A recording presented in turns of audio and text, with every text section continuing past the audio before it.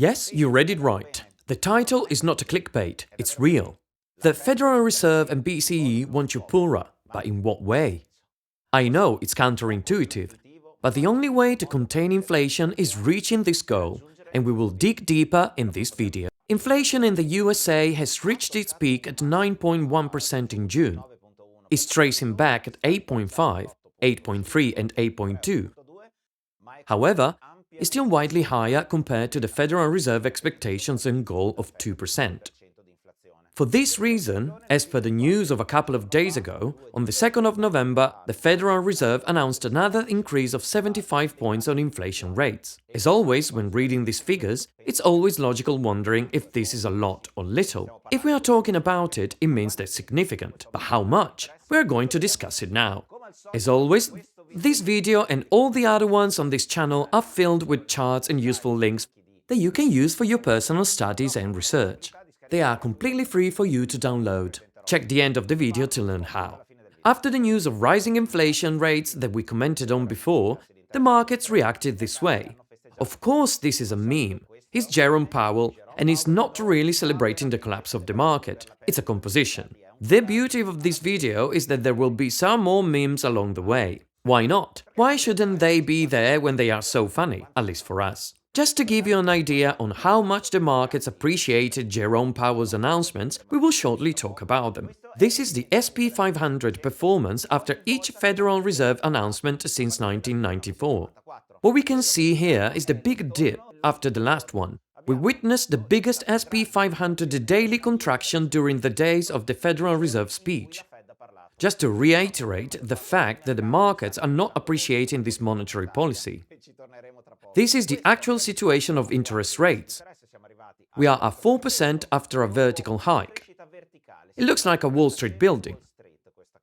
The real problem is not the rate itself, but the fast-paced growth of interest rates, as we mentioned in other videos before.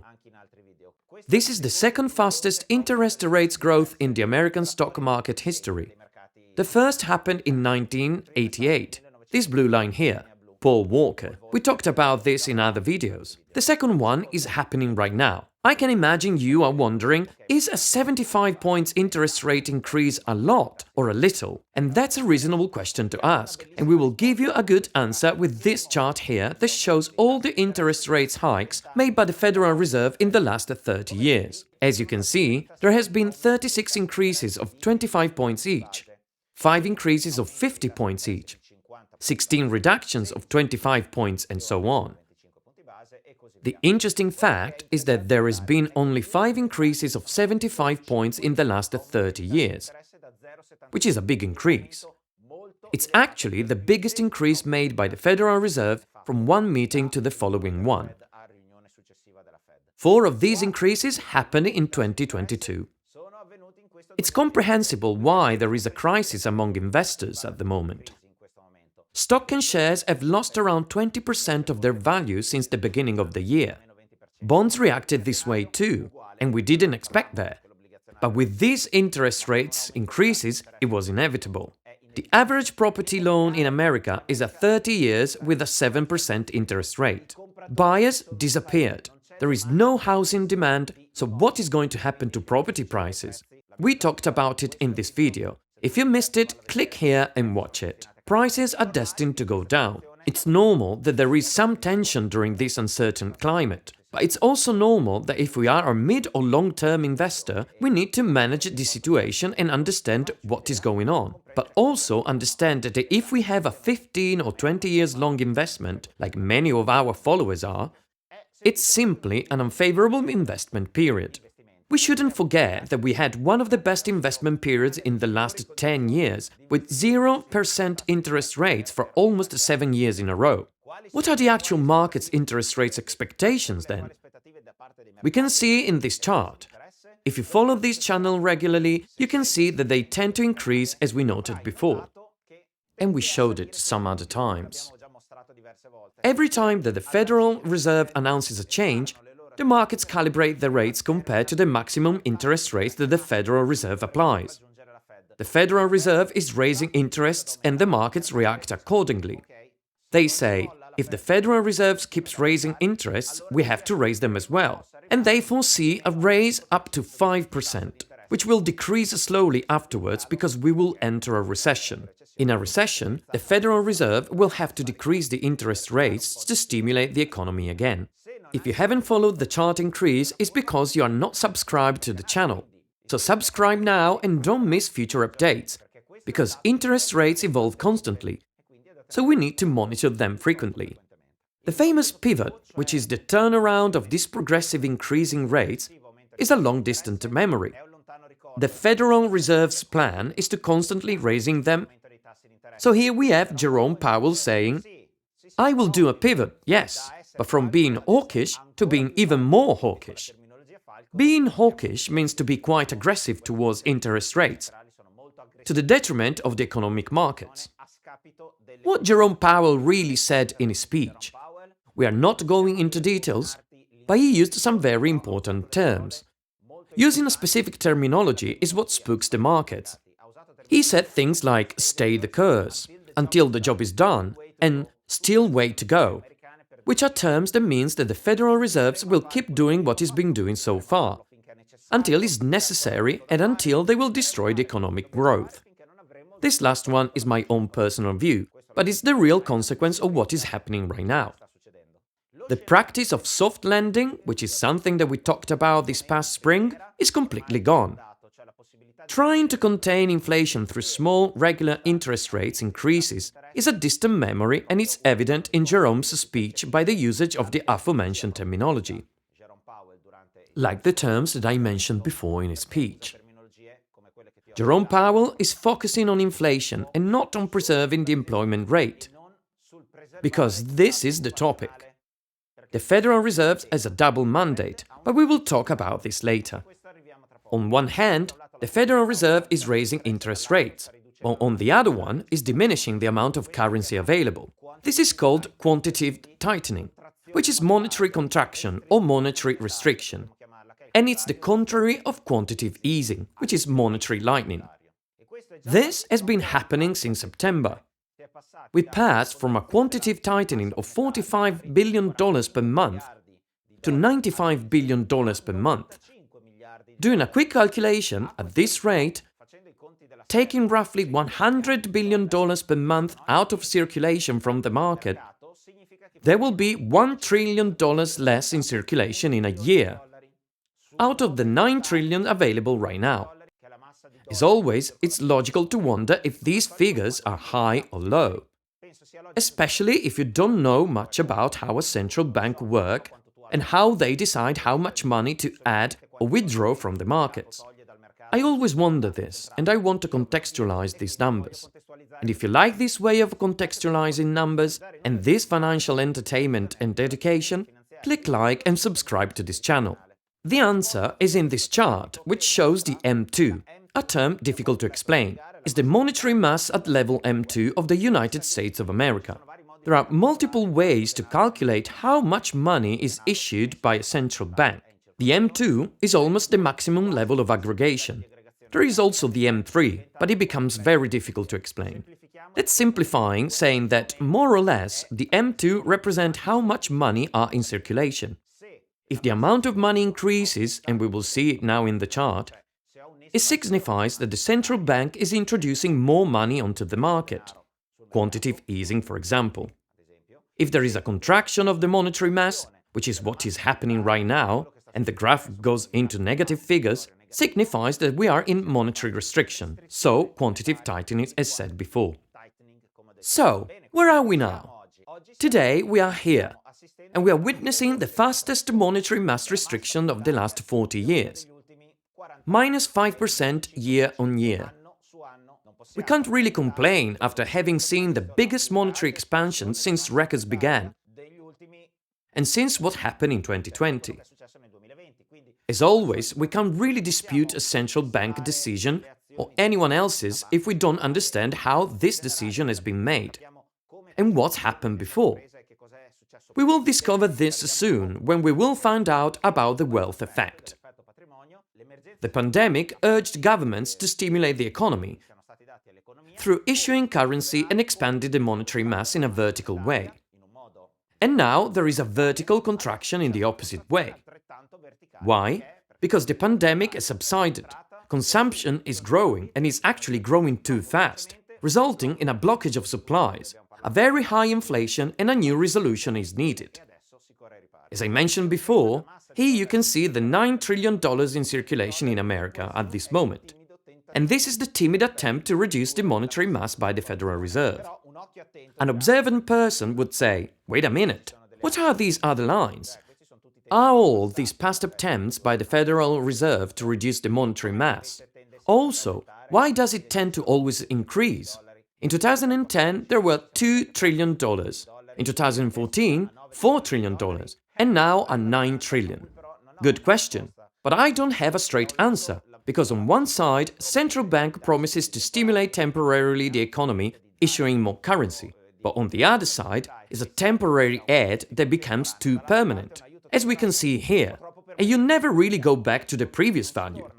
That's the reason why inflation exists. But we also know that public debt needs to be diluted, otherwise becomes unsustainable. However, this is the situation. The monetary mass increases, sometimes they try to reduce it, but generally has always increased in the last 20 years, reducing it the real value.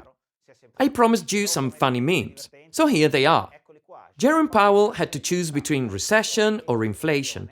He was undecided, so he chose to go with both of them. What a great result! Today, inflation is reducing, but we will see soon how long it will take to pass from 8% of today and return to 2%. The probability of a recession in 2023 stands now at 100%. So, at this point, the question is, why central banks want to impoverish us? With the dynamics that are happening right now and the challenges that central banks have to face, why should be there an interest to impoverish us? Or, in other words, are some people out there right in saying that there is an interest by central governments to make the middle class disappear and benefit the richer part of society? To give an appropriate answer to this question, we need to understand a principle called the wealth effect. What is it? The wealth effect is a behavioral economic theory suggesting that people spend more as the value of their assets rise. In few words, you look at the markets, you see positive numbers, your optimism grows, and you spend more money, because you feel a bit richer. The opposite is, you look at the markets, you see negative figures, and you think you will need to make sacrifices this year, because the markets are not going really well, so you spend less. So, the wealth effect can be positive, because when the markets are going well, they push the economy and the optimism in people, which then spend more. But you obtain the opposite effect when the markets are going badly. What has this to do with the Federal Reserve? Well, the Federal Reserve now is trying to reduce the wealth effect and trying to make people consume less. So right now, it has no interest in sustaining the financial markets as it did in other occasions. But they want to reduce the consumption rate, because if this rate slows down, inflation will reduce too. Let's be careful though to think that there is a conspiracy, that they want to impoverish the population. The Federal Reserve and the central banks are trying to reduce the wealth effect and consumption. But this effect is the one that sustained financial markets and the economy in 2020. During the pandemic, some countries helped a lot their population economically, like in America, or a lot less and in an incoherent way, like in Italy. This, though, helped people to start spending again at the end of 2020 and during 2021, even if the economic growth reduced by 9%. The economic help that people received let them feel optimistic, and they started spending again vigorously. Even if the economic growth slowed down that much, people didn't reduce drastically their spending.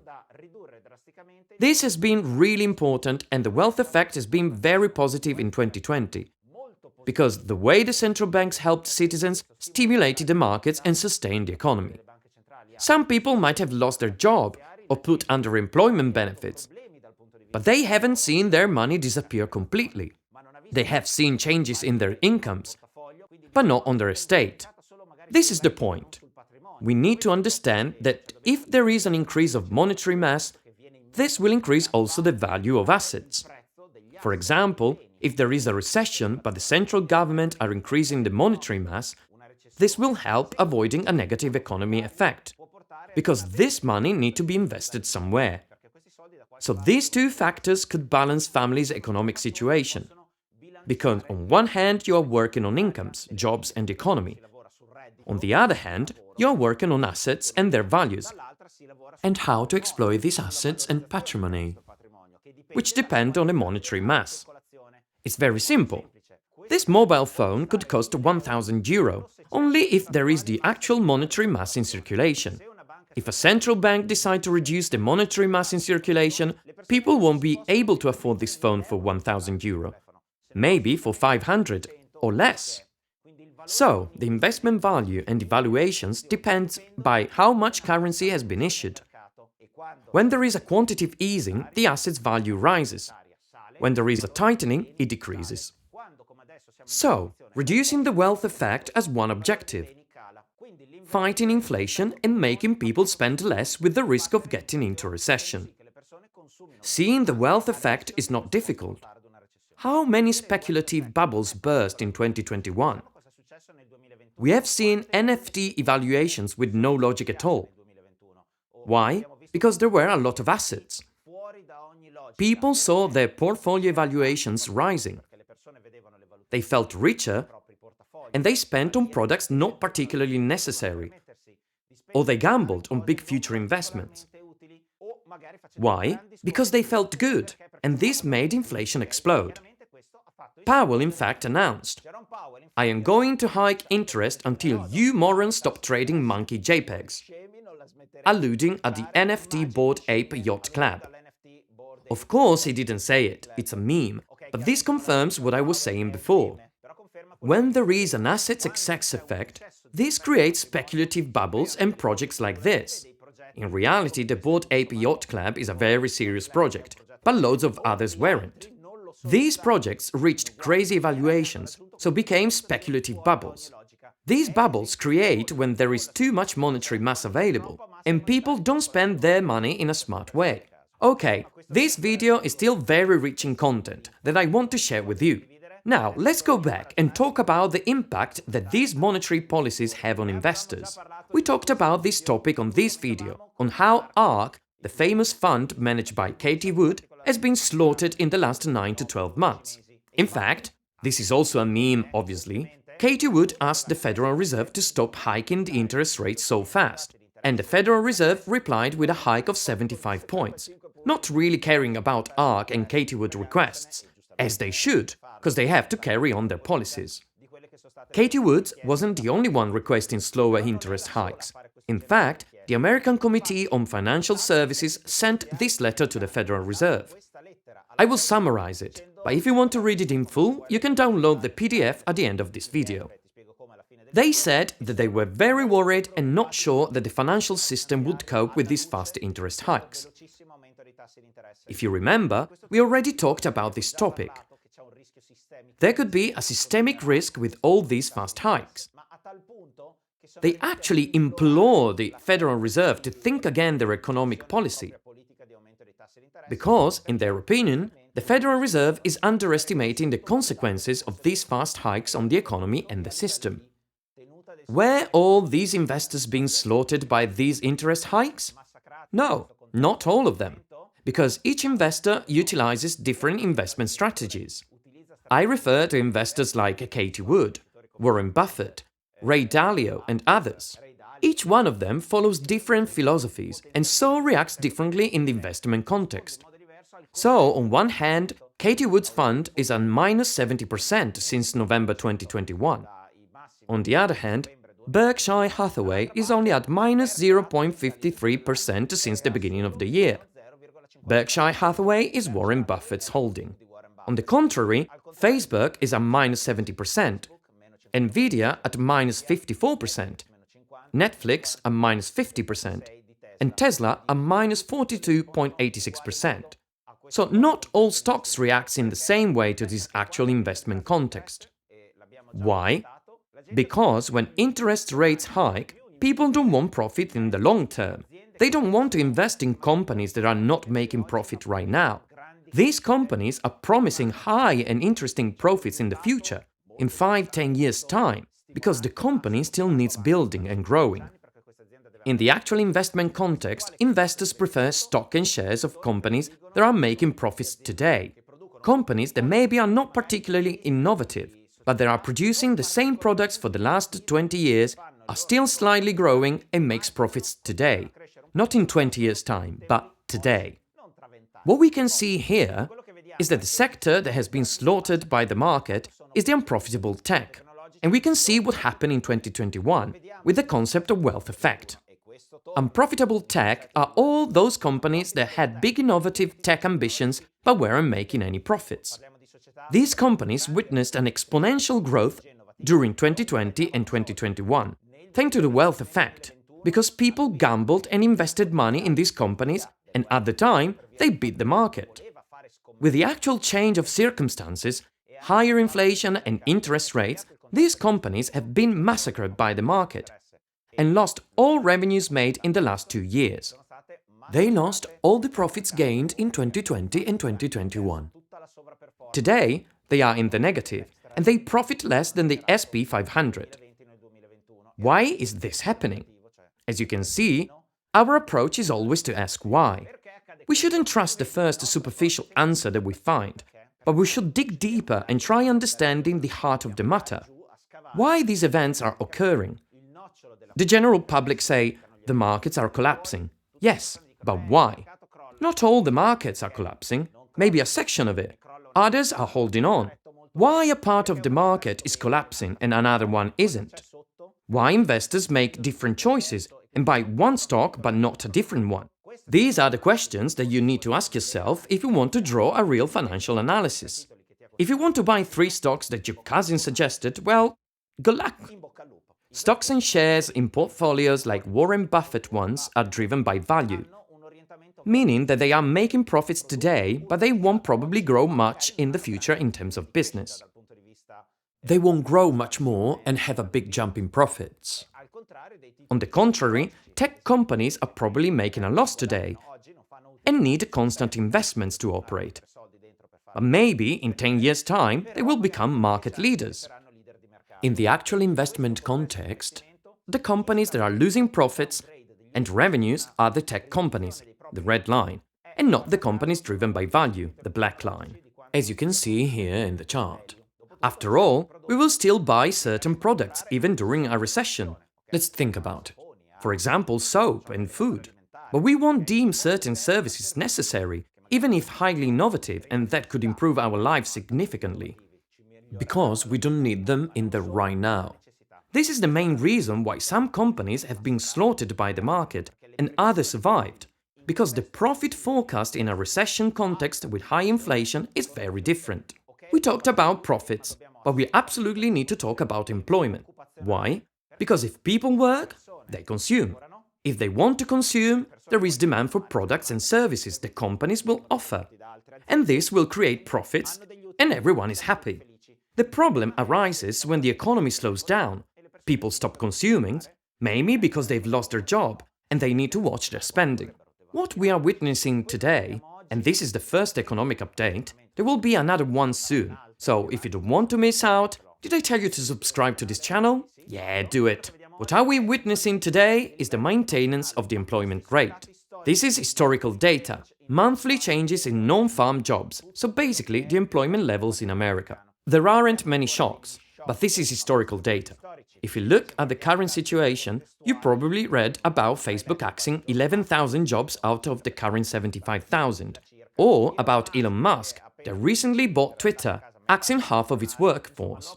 We will dig deeper about this topic in the next video, but we can already see an employment problem and the economy slowing down. At the beginning, companies absorb the loss of consumer demand through loss of profit. Okay, this year we will break even. But if companies then start losing money, then they have to start cutting costs and axing jobs, as it happened with Facebook and Twitter. The tech sector in America employs roughly 2% of the total workforce in America, so it's not a lot. But we'll talk about the employment issue also in Italy in a new video. So, stay tuned. Didn't I promise you a video rich in content? But now we get to the icing on the cake. If on one hand we can understand the Federal Reserve's and BCE's war on inflation, on the other hand, it's logical to wonder how long this war will last. How long will we witness such high inflation rates for? Will our heroes manage to bring inflation down to 2% in 1 year time? Since we can't foresee the future, what we can do is studying data from the past, digging deeper and understanding what is probably going to happen and what is already happened. This following chart is very interesting. Jim Reed, a strategist from Deutsche Bank, published this study. In this study, he analyzed inflation and interest rates in 50 different countries for the last 100 years, and he created an average number. The objective of this study was to understand how long does it take a central bank to bring the inflation level back to 2%, which is the target, from 8%, which is the current situation. What is this historical data telling us? This data is telling us that when we reached the 8% of interest rates in the past, different scenarios happened. The range of different possible scenarios is the light blue area. In some scenarios, inflation grew up till 14%, and in others, receded faster following this trajectory. The blue line is the average scenario. We could say is the median line, but it's not really the median one, but let's pretend it is. On the x-axis, we can see time in number of months: 15 months, 30, 45 and 60 months.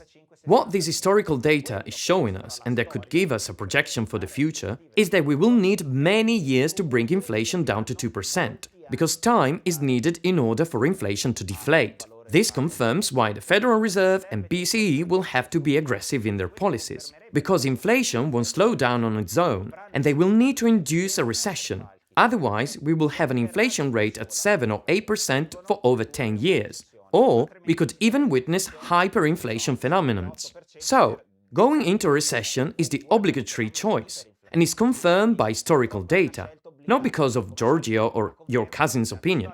It's history, and what happened in thousands of other economic cycles that is pushing the Federal Reserve to take this approach. Having said that, I believe that they haven't always operated in the best way. We mentioned this before. They made some serious mistakes in the past, like not identifying the growing interest rate trend in 2021. That mistake has been made. Now, there aren't many other options other than react this way. Considering that this video has been going on well over the duration I was expecting it to be, I can show you how to download this chart. Here on the right top corner, you can download all the charts shown in this video for free. If at this point you are wondering, will the markets keep performing this bad because the Federal Reserve is raising interest rates? What should I do as an investor? Shall I wait for central banks to stop rising interest rates? Shall I wait for this famous pivot or not? Well, I want to give you an answer with obviously some data at hand. Otherwise, everyone could do it, right? Let's get this video to 2000 views and we will dig deeper on this topic with some data at hand. Here at the top, you can download the PDF file of this video. Here at the bottom, you can watch the video about Katie Wood's fund and why it is being massacred by the markets, and what we can learn from his lesson.